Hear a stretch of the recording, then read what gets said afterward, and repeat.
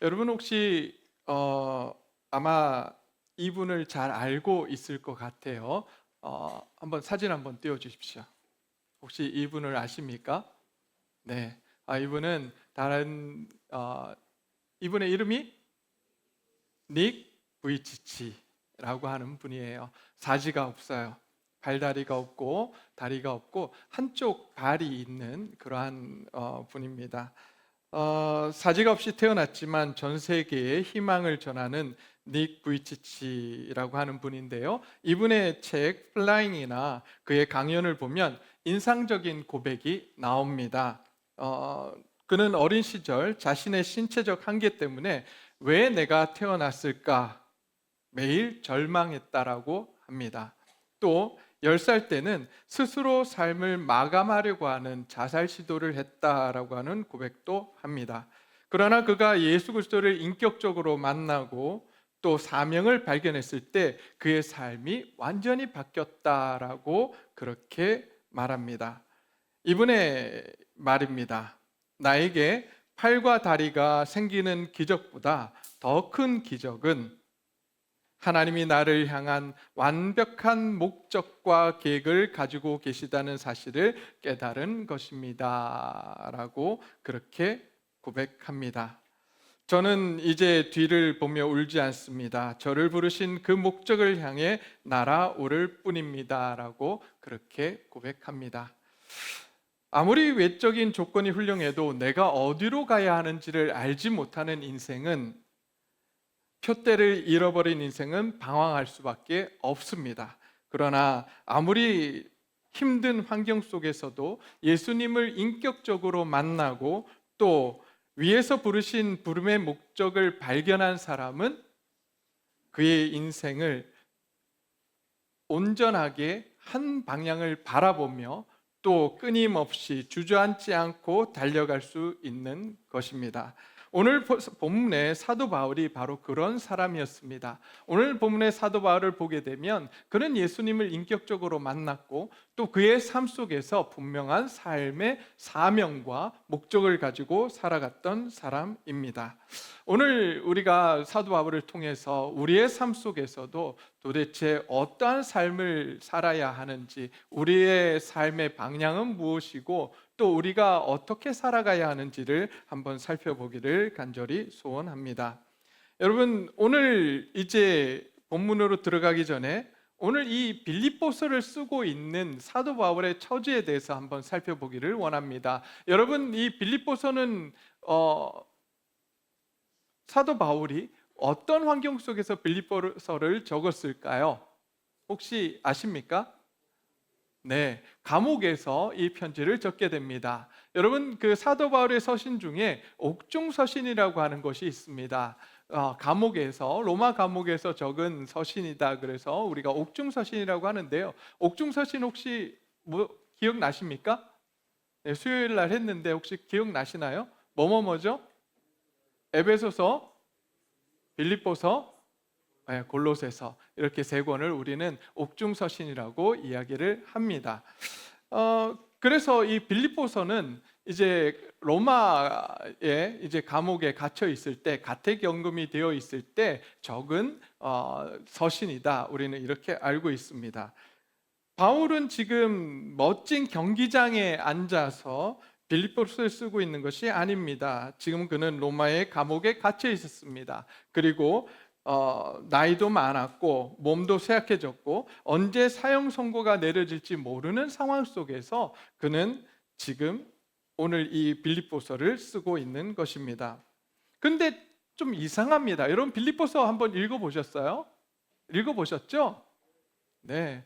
뭐 당연한 걸 그렇게 물으냐고 이렇게 물어보시는데 교회 다니면서 빌립보서 한 번을 읽어보셔야 됩니다. 뭐 다른 성경 전체를 한 번쯤은 읽어보셔야 합니다. 교회를 10년 다녀도 성경 66권을 한 번도 못 읽으신 분들이 여기 없을 줄 믿습니다. 네. 왜 제가 이 말 하냐면 제가 신학교 가기 전까지 성경을 그때가 27살 때인데요. 그때까지 성경을 1도 딱 한 번 해봤어요. 그것도 왜냐하면 이제 신학교를 가야 되는데 신학교를 가기 위해서 뭘 해야 됐었냐면 성경 고사라고 하는 걸 쳐야 됐었거든요. 그래서 성경을 그래도 한번 읽고 또 거기 안에 문제집이 기출 문제집이 있었어요. 그 문제집을 풀고 그렇게 해서 시험을 본 기억이 있습니다. 27살 될 때까지 저는 성경을 한 번도 안 읽었었습니다. 예, 시도는 참 많이 했어요. 언제 그렇게 시도를 우리가 작정을 하죠? 올해는 성경 한번 읽어봐야 되겠다. 언제 작정하죠? 네, 새해가 될 때마다 우리는 작정합니다. 그리고 어디서부터 시작할까요? 네, 창세기부터 시작합니다. 그래서 창세기 50장까지 읽고 포기하시는 분들이 가끔 있어요. 네, 그래서 우리는 그런 분들을 향해서 창세기 신자라고 이야기하기도 합니다만은, 자, 그리고 나면 한 7월쯤 되면, 이제 곧 7월입니다. 한 반년이 지나고 나면 다시 한번 수련회나 부흥회를 통해서 다시 한번 말씀을 읽어봐야 되겠다라고 하는 도전을 받게 됩니다. 그때는 어디서부터 시작할까요? 마태복음부터 시작합니다. 예. 그러다가 마태복음 읽다가 너무 지쳐서 마태복음에서 그만두는 일들이 참 많이 있었습니다. 여기 계신 분들의 이야기가 아니라 저희 이야기예요. 물론 가끔 여기 보니까 격하게 공감해 주시는 분들이 계시기는 하지만 그러다 보니 성경을 한 번도 못 읽었던 기억이 있습니다. 그러나 여기 계신 분들은 다 이 주의 말씀을 너무 사랑해서 66권의 말씀을 적어도 몇 번 읽으신 분들이라고 믿습니다. 네, 아무도 아멘 안 하는. 너무 저희 성도님들은 너무 부끄러움을 많이 타셔서 속으로도 아멘 하신 줄 믿습니다. 네, 네. 자, 어쨌든 빌립보서는 옥중서신이에요. 근데 빌립보서를 읽다 보면 여러분 굉장히 많이 반복되는 단어가 있습니다. 빌립보서의 특징인데요. 그게 뭘까요?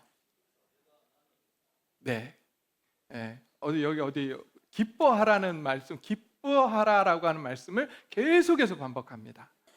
그래서 우리는 이 빌립보서를 기쁨의 서신이라고 이야기를 합니다. 여러분 곰곰이 한번 생각해 보시죠. 지금 사도 바울의 처지가 어떤 처지죠? 감옥에 갇혀 있어요.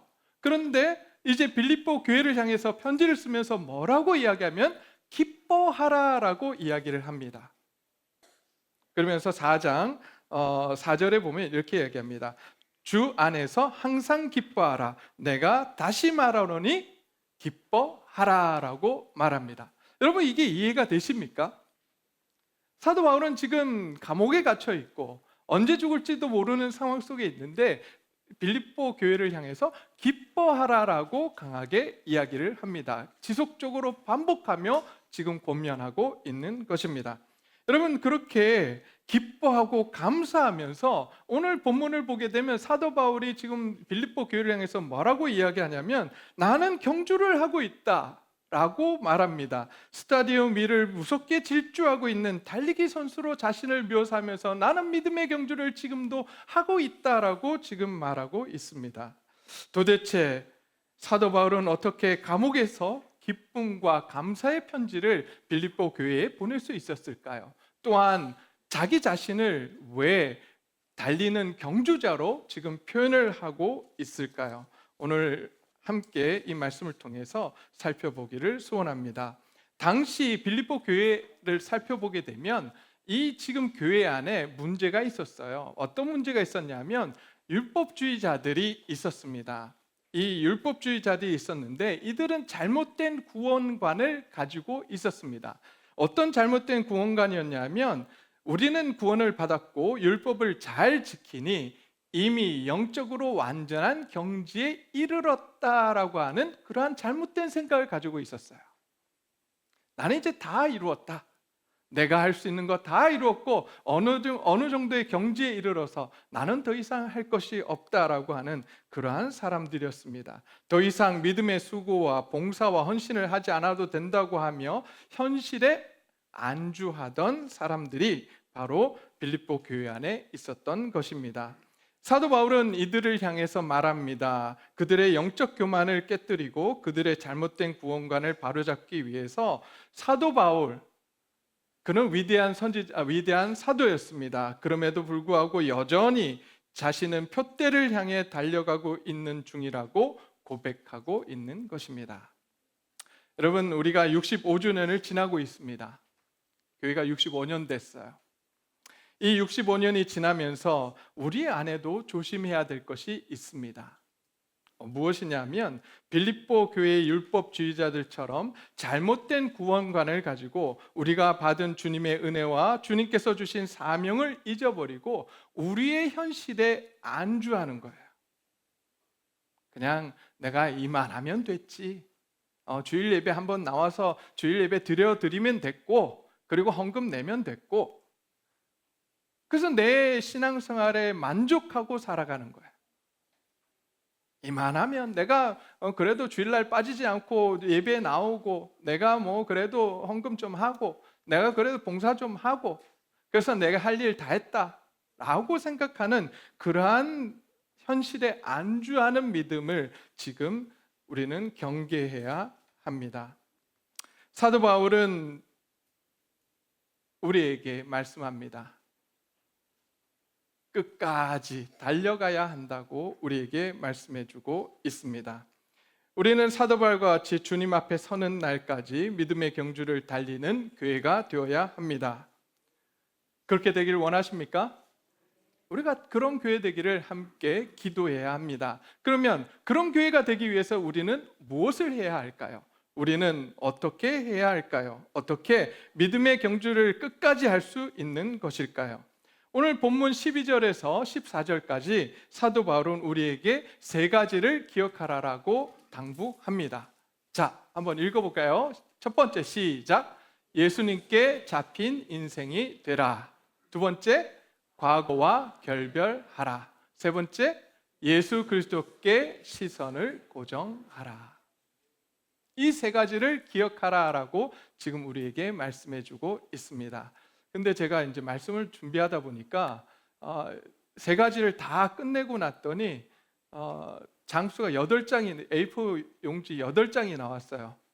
그러면 제가 보통 설교할 때 한 30분 설교를 하려고 노력을 하는데, 그러면 이제 4장 반 정도, 5장 정도 저희가 생각을 하거든요. 8장 나오면 한 50분 정도 설교를 해야 돼요. 그래서 당황스럽더라고요. 그래서 이거 어떡하지 하다가 이번 주에는 우리가 이제 믿음의 경주가 무엇인지 살펴보고, 그 세 가지 중에 첫 번째 거, 여러분 첫 번째가 뭐였습니까? 예수님께 사로잡힌 붙잡힌 인생이 되라라고 하는 거죠. 여기까지만 살펴보고 다음 주에 두 번째, 세 번째를 살펴보려고 합니다. 자, 여러분, 믿음의 경주는 오늘 12절과 13절에서 믿음의 경주의 성격을 사도 바울이 이렇게 설명을 하고 있습니다. 내가 이미 얻었다 함도 아니요 온전히 이루었다 함도 아니라. 13절입니다. 형제들아, 나는 아직 내가 잡은 줄로 여기지 아니하고 라고 되어 있습니다. 우리가 믿음의 경주에 대해서 우리가 생각해야 될 것은 믿음의 경주의 기간입니다. 모든 것에는 기간이 있습니다. 그죠? 달리기를 하면 달리기에 처음 시작이 있으면 마치는 지점이 있습니다. 그래서 100m 달리기를 하면 100m를 달립니다. 그리고 마라톤 같은 경우는 얼마를 달리죠? 42.195를 킬로미터를 달립니다. 그렇게 해서 처음 시작이 있고 마치는 지점이 있는데, 여러분 믿음의 경주는 어디서부터 어디일까요? 마치는 지점이 어디일까요? 믿음의 경주. 네, 다들 분분한 것 같아요. 60입니까? 70입니까? 70이면 이제 요즘은 또 65세에 은퇴를 하시더라고요. 자, 65세입니까? 70세입니까?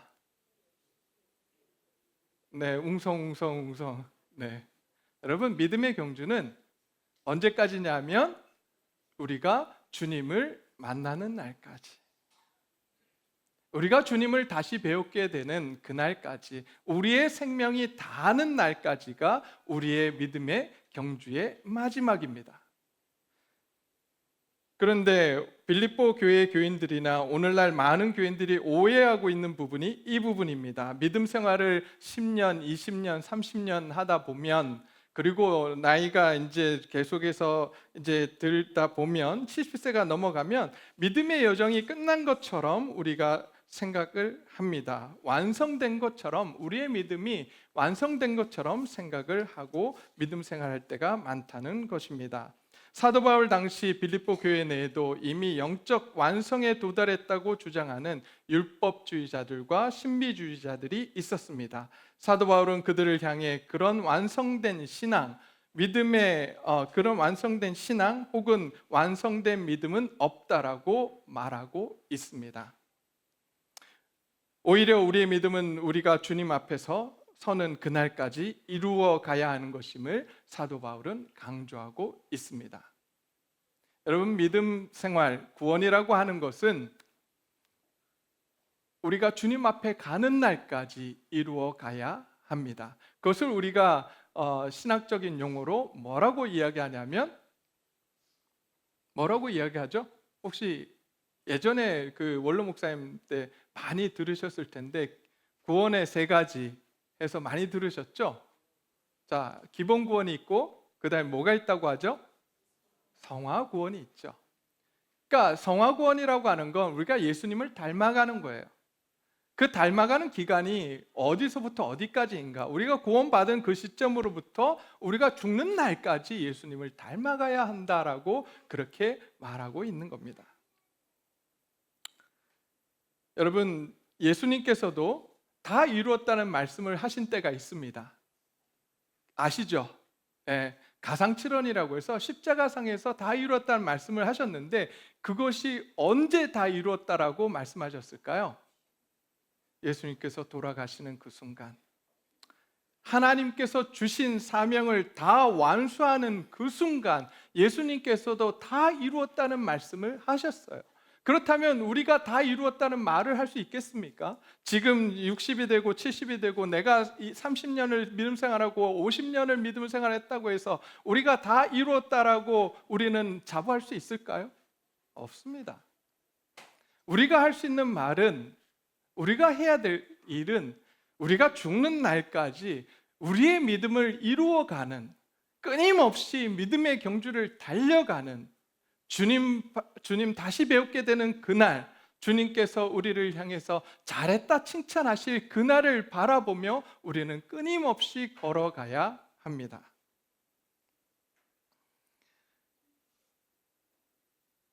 우리가 주님 뵙는 그날까지 믿음의 경주를 그치지 않고 끊임없이 달려가는 우리 믿음의 가족들, 우리 믿음의 성도님들이 되시기를 주님의 이름으로 축원드립니다.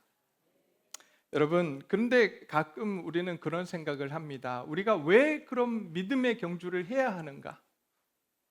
안 해도 되는 거 아닌가? 그렇게 마지막까지 열심히 내 인생 마지막까지 주를 위해 살아가야 하는가? 이런 질문을 우리는 하게 됩니다. 왜 우리는 생명을 다하는 날까지 믿음의 경주를 해야 되는 것일까요? 사도 바울은 여기에 대해서 예수님에 의해서 우리의 믿음의 경주가 시작되었기 때문이라고 말씀하고 있습니다.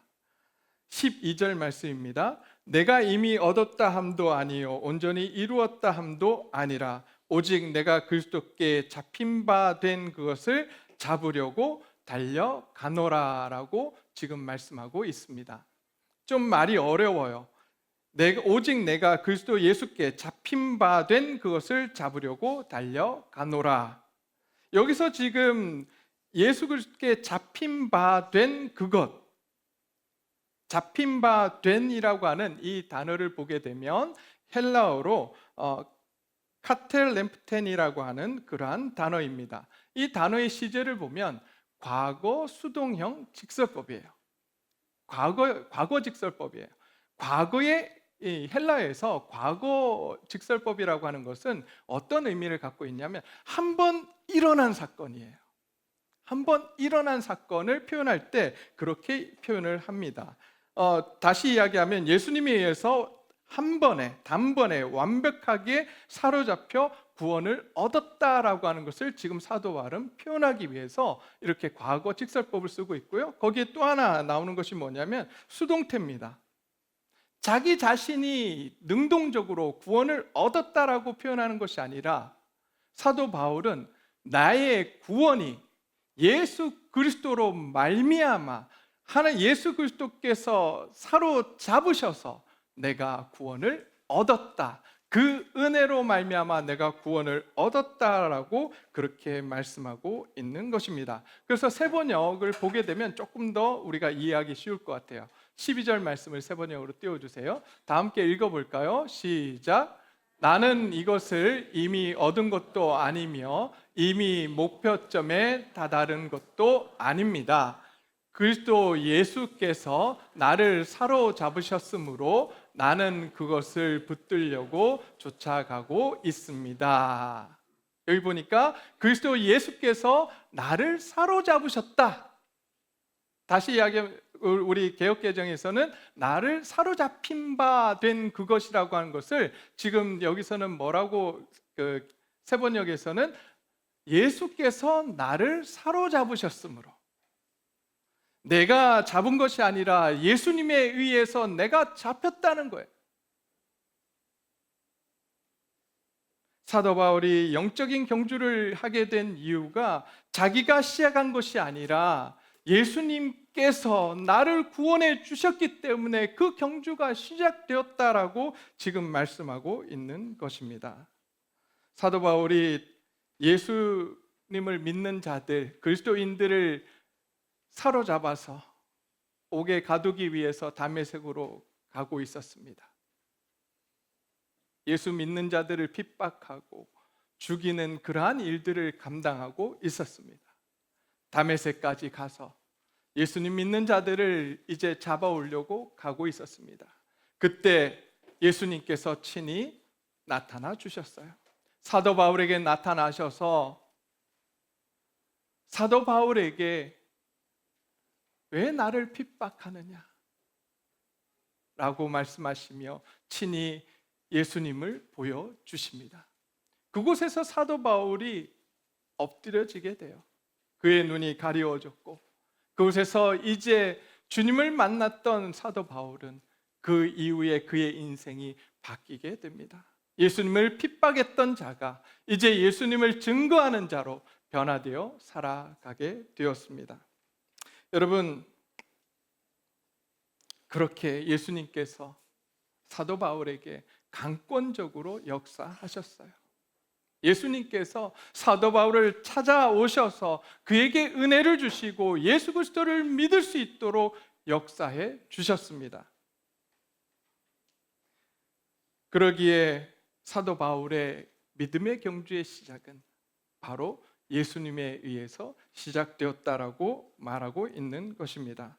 그렇습니다. 우리의 믿음의 경주를 시작하게 된 것은 예수님께서 우리에게 은혜를 부어주셨기 때문입니다. 왜 우리가 믿음의 경주를 해야 되냐고요? 예수님께서 나를 구원해 주셨기 때문입니다. 여기 계신 우리 성도님들 구원 받으셨습니까? 어떻게 구원 받으셨습니까? 여러분, 구원받기 전에 우리는 어떤 사람이었습니까? 잘 나가던 분이셨어요? 예수님 안 믿어도 괜찮은 분들이셨습니까? 아니잖아요. 혹시 이 자리에 아직도 예수님을 나의 구세주로, 나의 주인으로 영접하지 못하신 분들이 있다면 오늘 이 시간 이후로 예수님을 나의 구주, 나의 하나님으로, 나의 주인으로 모시는 은혜가 있기를 주님의 이름으로 축원드립니다. 여러분, 예수님이 왜 필요한가? 내가 얼마나 죄인인지를 알 때에 예수님이 어떤 분이신지를 우리는 알게 됩니다. 내가 괜찮다고요? 나의 인생이 잘 나간다고요? 그런 분들 예수님 필요 없다고 이야기합니다. 교회 안 오잖아요. 여기 계신 분들 죄송합니다. 다 부족해서 오신 거 아닌가요? 인생 가운데 고난이 오고 힘들고 어렵고, 그래서 그 고난 가운데 하나님 앞에 나아가기 위해서 하나님께서 나의 인생을 만져달라고 그렇게 오신 분들 아닌가요? 일주일을 살고 뒤돌아보면 내 삶이 어떠한 모습인지, 내 삶을 보게 되면 너무나도 더럽고 너무나도 추악해서 주님 앞에 나아갈 수 없음에도 불구하고 내 삶이 망가지고 너무나도 힘들기에 하나님 앞에 나와서 회개하고 주의 은혜를 받기 위해 이 자리에 오신 거 아닌가요? 네, 우리는 그런 죄인입니다. 죄인이었어요. 그런데 예수님께서 자신의 생명을 우리에게 주셨습니다. 저는 이 사실이 우리의 머릿속에만 있지 않기를 소원합니다. 많은 분들이 머리에만 갖고 있어요. 예수님께서 나를 위해서 죽으셨대. 그래서 예수님만 믿으면 나는 이제 구원 받는데, 그럼 난 믿을게. 여러분, 만약에 오늘 이 시간 내 자녀가 차에 치일 뻔했는데 누군가 내 딸을 위해서 내 딸을 밀쳐내고 대신 차에 죽는 사람이 있다고 한다면, 여러분, 그 사건이 우리 머릿속에만 남아있겠습니까? 어떨까요? 누군가 나를 위해서 대신 죽었다면, 여러분, 그 사실을 우리 머릿속에만 갖고 있겠냐고요. 동화나 전설처럼 우리가 그렇게 갖고 있겠냐고요. 아니잖아요. 평생 그 감사함과 그 은혜와 그 사실을 내 가슴 속에 품고, 그날이 올 때마다, 매년 그날이 될 때마다 얼마나 그분을 위해서, 그분을 기억하며 울며 나아가겠습니까? 그러지 않아요? 누군가 나를 위해서 대신 10만 원, 아니 2만 원만 내줘도 너무 감사하다고 하는데, 누군가 나를 위해서 자신의 생명을 주셨다라고 한다면 그 사실이 얼마나 놀라운 사실이냐고요. 저는 이 자리에 계신 우리 성도님들이 예수님께서 나를 위해 죽으셨다라고 하는 그 사실이, 나를 위해서 십자가에서 죽으셨다라고 하는 사실이 머릿속에만 남아있는 것이 아니라 내 가슴속에 파고들고 내 삶을 사로잡는 하나님의 은혜가 있기를 주님의 이름으로 축원드립니다. 에베소서 2장 8절과 9절 말씀에 이렇게 되어 있습니다. 너희는 그 은혜에 의하여 믿음으로 말미암아 구원을 받았으니 이것은 너희에게서 난 것이 아니요 하나님의 선물이라. 행위에서 난 것이 아니니 이는 누구든지 자랑하지 못하게 하려 함이라 라고 말씀하셨습니다. 우리의 능력으로는 구원을 얻을 수 없어요. 우리의 능력으로는 구원을 얻을 수 없고, 오직 하나님의 은혜로, 예수 그리스도의 은혜로, 하나님의 우리를 사랑하심으로 우리가 구원을 얻게 되었습니다. 그러기에 죄인된 나를 구원해 주셨기에 이제 우리의 믿음의 경주가 시작되었습니다. 나에 의해서, 내 의지로 시작된 것이 아니라 나를 구원해 주신 그 예수님께서 믿음의 경주를 시작하셨습니다. 여러분, 그러면 목적지가 어딜까요? 믿음의 경주의 목적이 어디예요? 목표가 어디예요? 여러분, 왜 달려가야 합니까? 무엇을 위해 달려가고 계십니까? 여러분, 무엇을 위해 달려가고 계세요? 오늘 이 자리에 왜 나오셨어요? 왜 예배 자리에 나오셨습니까? 무엇을 위해 나오셨어요? 그냥 주일이 되면 예배 드리러 가지 않으면 왠지 찜찜해서 나오셨어요? 왜 나오셨습니까? 왜 이 자리에 오셨어요? 부활 생명을 얻기 위해서. 네, 우리가 이 자리에 나온 것은 은혜에 감사해서, 나를 구원해 주신 그 은혜에 감사해서, 그 만왕의 왕 되시고 나를 구원하신 주님을 예배하기 위해서 이 자리에 나오신 줄 믿습니다.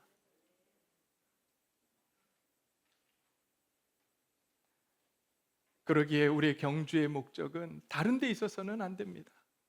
어디에 있어야 되냐면 나를 구원해 주신 그 예수님을 기쁘게 해드리는 것, 나를 구원해 주신 그 예수님의 주신 사명을 감당하는 것, 나를 사랑해 주신 예수님을 닮는 것, 예수님의 장성한 분량에까지 우리의 믿음이 이르는 것, 그것을 위해서 우리는 달려가야 합니다.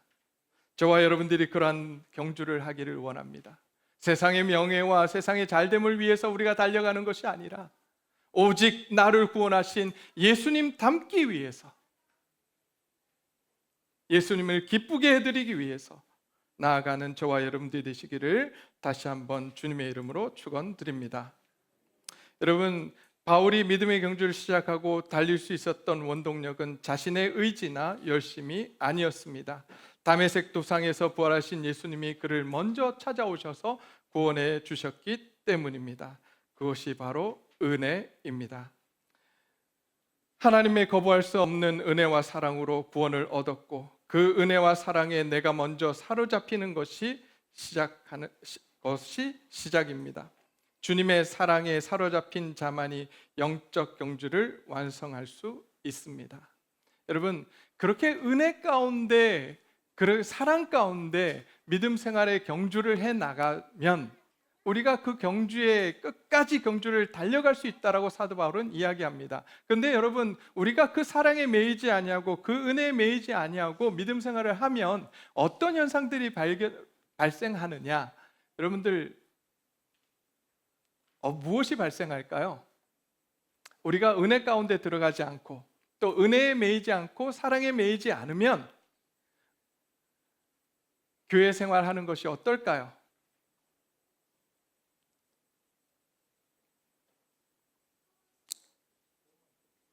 네, 불평이 나오겠죠. 내가 왜 해야 돼? 내가 왜 이것을 해야 되는가? 원망이 나올 겁니다. 내가 왜 이걸 선택했지? 왜 이 자리에 나와 있지? 목사님 설교도 지루한데 내가 여기 와서 왜 졸고 있지? 네, 그런 분은 없을 줄 믿습니다. 조는 분은 없어요. 네. 어떤 목사님이 그러시더라고요. 나는 내 설교할 때 조는 사람 못 봤어, 그러시더라고요. 목사님 대단하시네요. 비결이 뭡니까? 그랬더니 목사님 뭐라 그러신지 아세요? 나는 조는 사람은 보지도 않아. 네, 제 눈에는 조는 분들 아무도 보이지가 않아요. 네. 사랑과 은혜에 붙잡히지 않으면 우리 마음 가운데 원망과 불평이 나옵니다. 그리고 영적인 고갈 상태에 이르게 됩니다. 그래서 사도 바울은 오늘을 살아가는 우리에게 당부합니다. 먼저 영적 경주를 하려거든 이제 예수님께 사로잡힌 바 되라고, 은혜와 사랑에 매여서 믿음의 경주를 해 나가라고 부탁하고 있습니다. 오늘 우리 자신들 한번 뒤돌아봤으면 좋겠습니다. 우리는 무엇에 사로잡혀 있습니까? 저와 여러분들은 무엇에 사로잡혀 있습니까? 우리는 어떠한 목적을 가지고 달려가고 있습니까? 오직 주의 사랑과 은혜에 매여 믿음의 경주를 달려가는 우리 교회 성도님들이 되시기를 주님의 이름으로 축원드립니다. 이제 말씀을 맺고자 합니다. 오늘 사도 바울은 감옥에서 우리를 향해서 인생이라고 하는 경주장을 질주하는 영적 경주자가 되라고 도전합니다.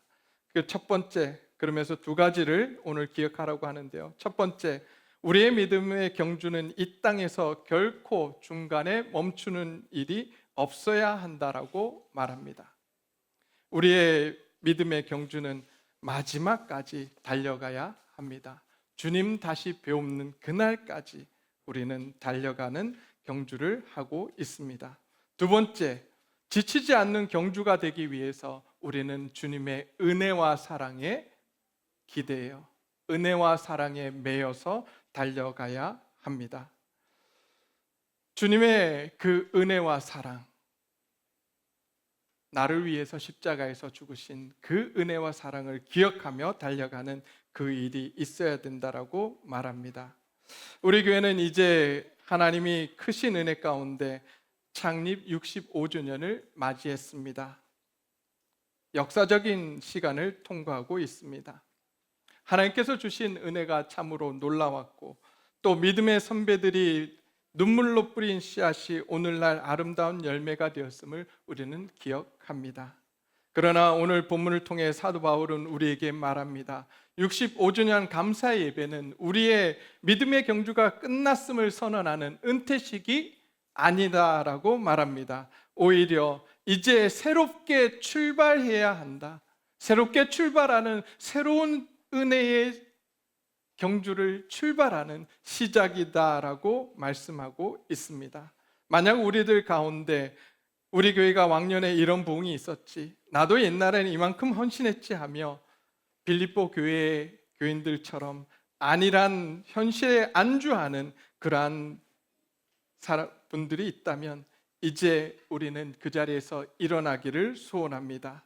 우리의 믿음의 경주는 주님 오시는 그날까지 멈추지 말아야 합니다.